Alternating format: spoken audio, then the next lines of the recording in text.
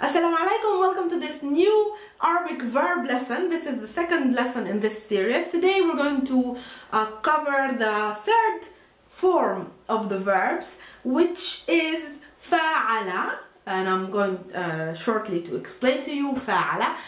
If you remember, if you've seen the first lesson of this category, you know by now that we're talking about the derived verbs, the verbs that contain more than 3 letters, and the ones that add extra meaning to the original 3-letter verb, and that make our language much more beautiful and difficult. This category, what it has in common when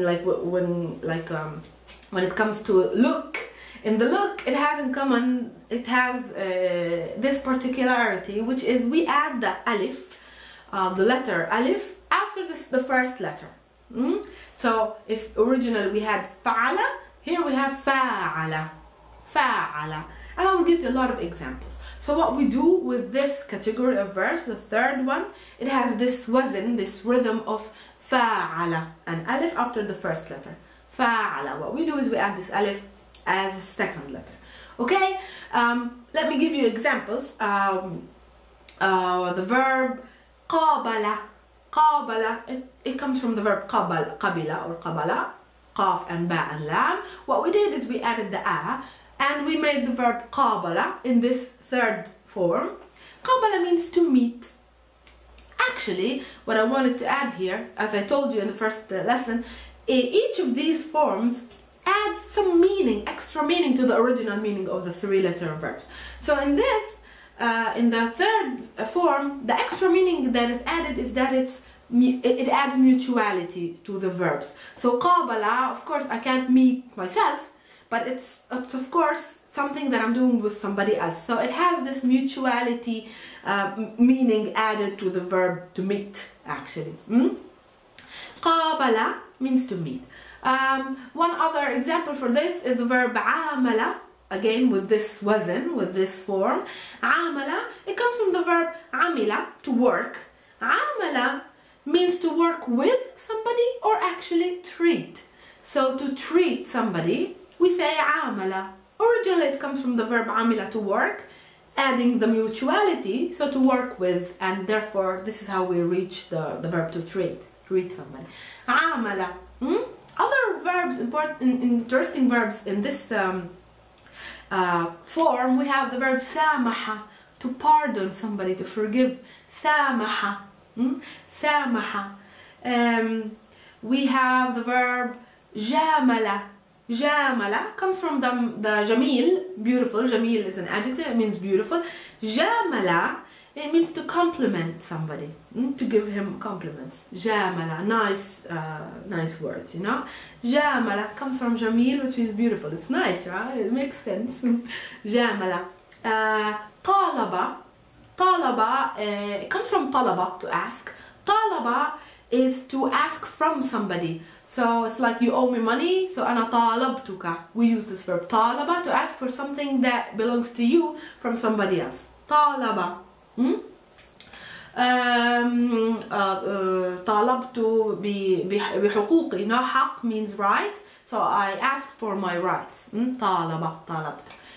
These are some verbs. Let me try now to conjugate this verb for you in the past tense, so you see the conjugation, if it's different from the normal simple 3-letter verb or not. I'm going to tell you it's not different. It's different in the present tense, as I just mentioned in the last in the last video of this series. In the past tense, they don't have a lot of differences, because actually in past tense what we do is we add suffixes, letters to the end of the verb. So it doesn't matter if the verb has extra letters, because at the ending nothing changes.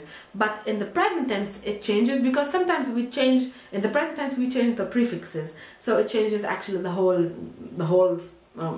order of letters, and that's why in the present tense the conjugation is different. In past tense, no. So we will do the past tense now, conjugation of this verb. And let's do it with jamala. You want to do it with jamala? Yalla. Jamala is to compliment. Ana jamaltu. Remember to make the long. What I want to give you here, a hint, or like a tip or an advice. These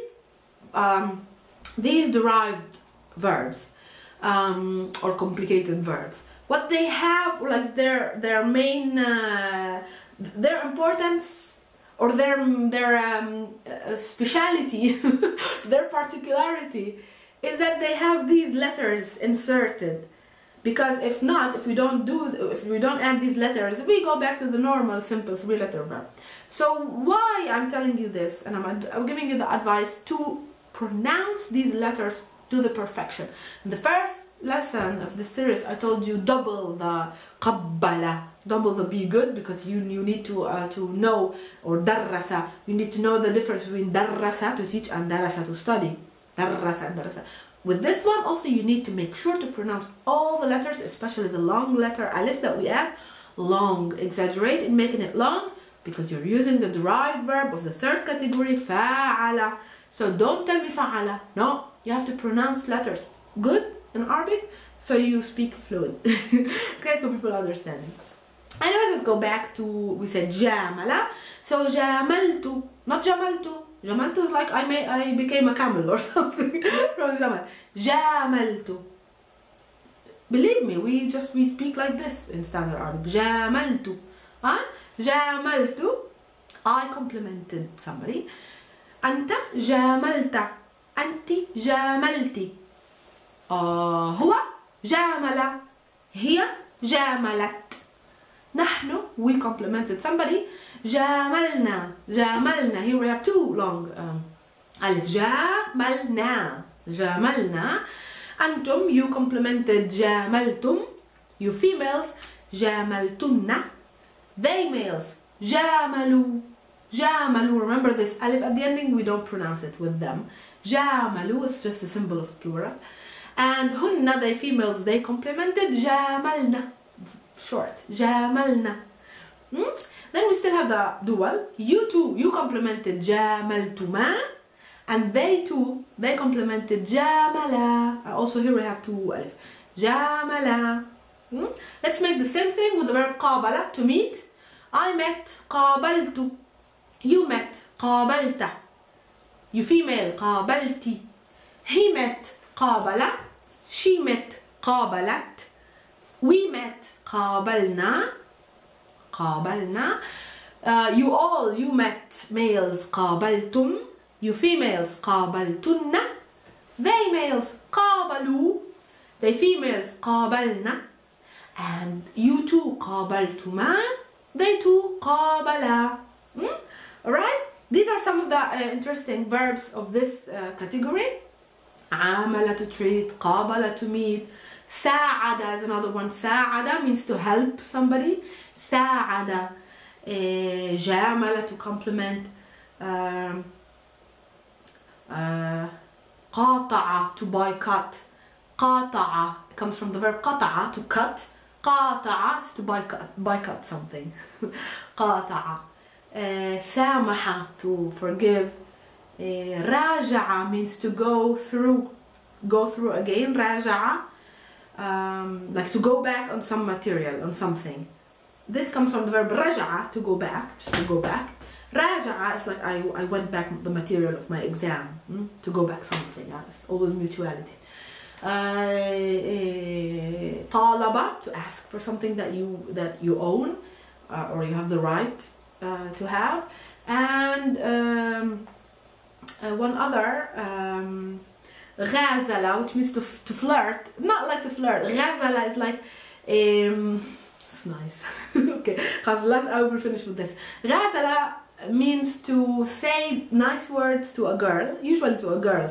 No, it's also a girl to a man, or like it's usually men to women in the Arab world.